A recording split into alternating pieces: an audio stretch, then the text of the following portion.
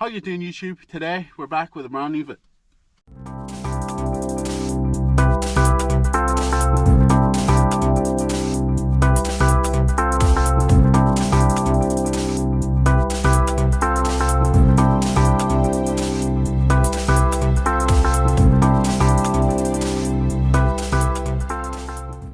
Okay, so today we're to another job.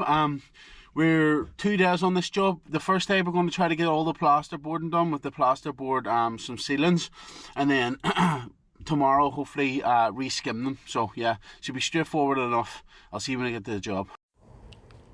Okay guys, so I'm actually going to do a little bit of a voiceover in this video as well. So before anyone asks, the joists on this job are on this part running from left to right of the screen, and I have the joists marked on the walls, basically right at the very top.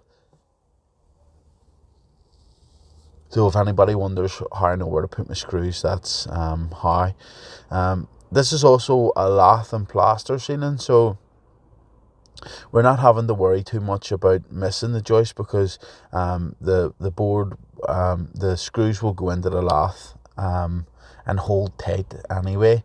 But it's always good to make sure that you have at least the majority of your screws until the joist. It's just to make sure that you don't have any issues. As you can see here, I stripped the cornicing off this. So when I originally priced this job, I priced it just to board and skim the ceilings and remove the coving. But after removing the coving, I'd realised that after the coving had been fitted, the rooms had actually been re-skimmed. So the sort of top 2 or 3 inches there, you can see is it's just like the old plaster. So we ended up having to skim around the top 3 inches of every single wall, which was a bit of a nightmare. But you know, it's just one of these things, you can't really foresee it, and without stripping the cornicing off when you go to price the job, you know, you would have never knew that it was there. I didn't actually charge any more for doing the extra couple of inches around every wall, but if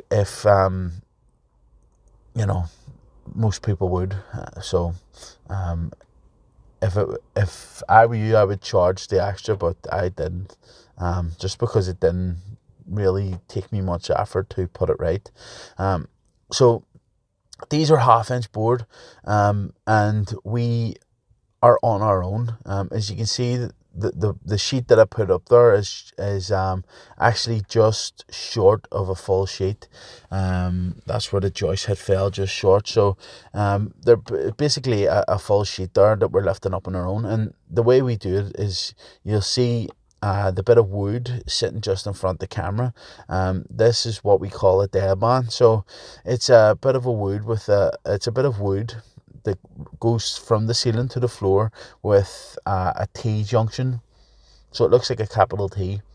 And what we do is we slip our board in between the T and the ceiling, and that holds it up, and then we'll kick the bottom of the T, and that will push the board tight to the ceiling, as you see there. And then we have a plasterboard prop, so the blue thing on the other side, and that's adjustable, so we can take that up and down as we need it.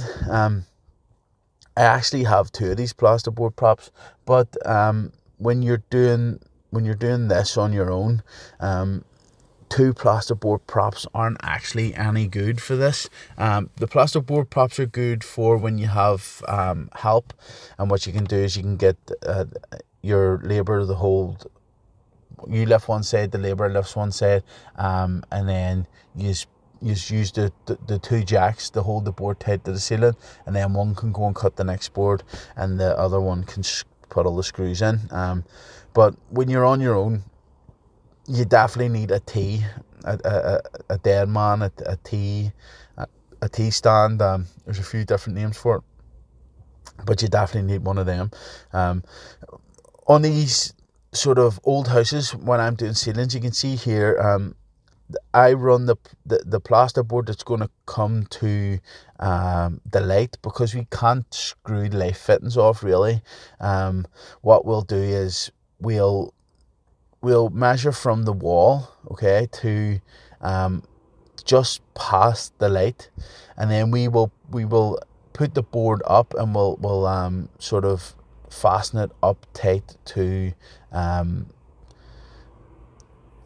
to the ceiling, and then we'll just use our knife and we'll cut round where the light has been pinned onto the ceiling, and then basically you take out a little inch squared bit of plasterboard, and then the light just falls into that gap. Or you can see on the other side that the T junction, or the T stand, or the dead man, just how we actually put it in there. You have to be careful too in these ceilings. A lot of the time, well, not a lot of the time, sometimes you'll get cables or pipes close to the surface of the ceiling, so it's something that you really need to keep an eye on. By right, most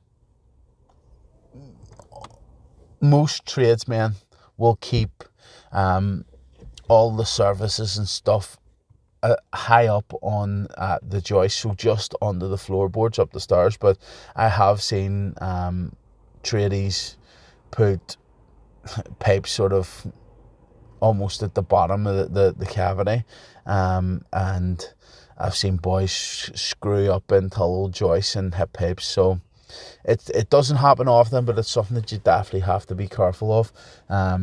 Electrical cables and pipes, and I'll be frankly honest, there's no way of checking.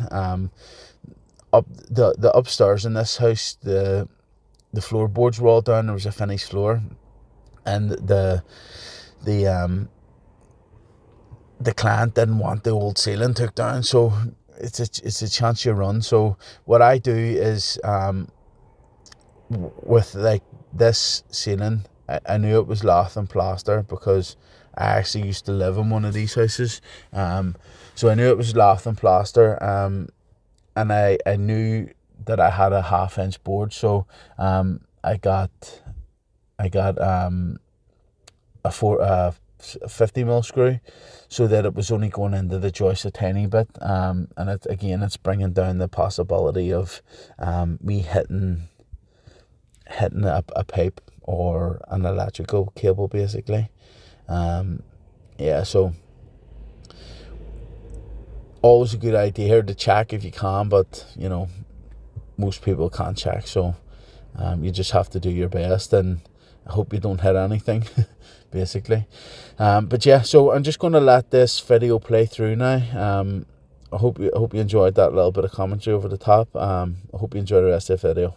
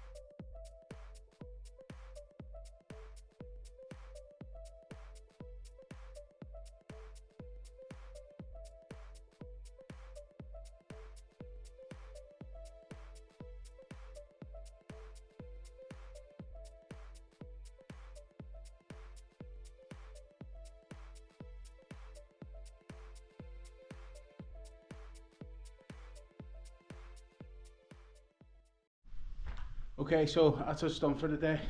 As you can see, we boarded both these ceilings, and basically what we'll have to do tomorrow is skim the ceilings and then round the tops of these walls where we remove the coving, re-skim around the tops basically. So if you enjoyed the video, hit the thumbs up, subscribe, become a channel member. Channel members get extra perks like you get extra videos and stuff, so go and check that out. Go to my Patreon, buy me coffee, or Amazon affiliate links. The way the affiliate links work, you click on one of the links, you buy something, I get a small percentage. If you don't buy anything but go on to buy something within 24 hours, I get a percentage also. It's a good way to support me without giving me any money. Yeah, that's it for this video, guys. Thanks for watching. I'll see you in the next one.